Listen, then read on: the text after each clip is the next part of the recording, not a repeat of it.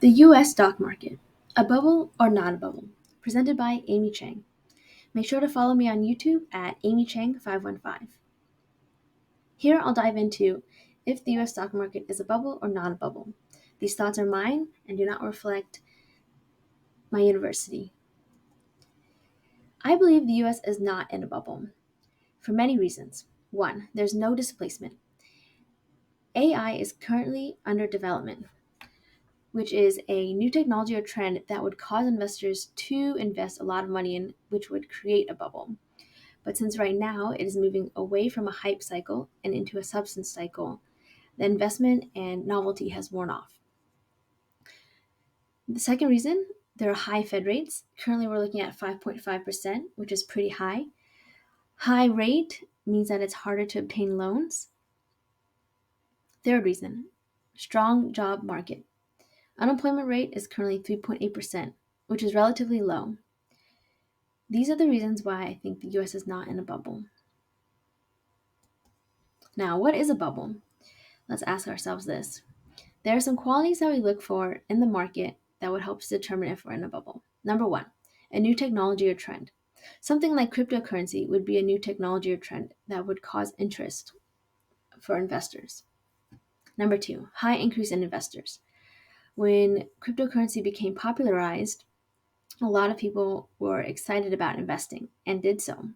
And you saw a huge increase in cryptocurrency. Number three, increased valuations. Because of a lot of interest in cryptocurrency and a lot of investors, the valuations went up. Bitcoin is a prime example. The value of Bitcoin went up and up and up, and in such a relatively short time, which is characteristic of a bubble. And number four, increased profits. Now that there's such a high value, a lot of investors realize that they can start selling positions and taking their profits. This is the moment when the bubble is usually about to burst or start to deflate. Now, since I said that the US is not in a bubble, let's back it up with some data. The correct valuation I used and analyzed with the PEP ratio. This is from Bloomberg. They combined the price to earnings ratio with profitability. They took the P/E ratio and divided it by return on equity and analyzed that over time. And this is a chart over a couple of years. The higher the PEP ratio, the less profitability that company is. The idea is to have a low ratio. So for example, the blue line, which is the PEP ratio for NASDAQ 100 index, is about 1.3. The dark gray line, which is the MSCI ACWI X USA index, is sitting at around 1.2. And the black line, the S&P index 500, is sitting at about 1.1.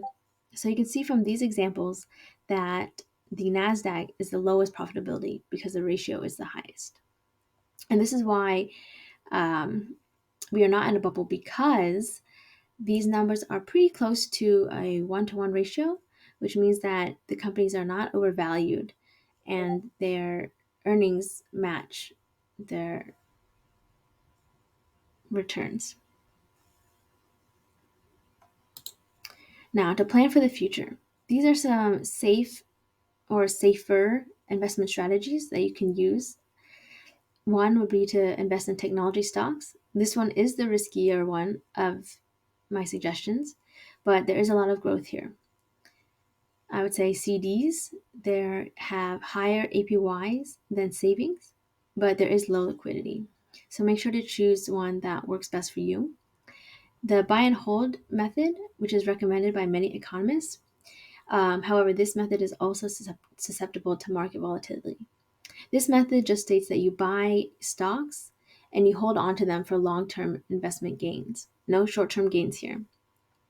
Money market mutual funds is another good example to invest into. It has a high level of safety and high level of liquidity to give you as the investor more flexibility. There are definitely more investment strategies. These are the ones that I chose as a student that are more safe with your money.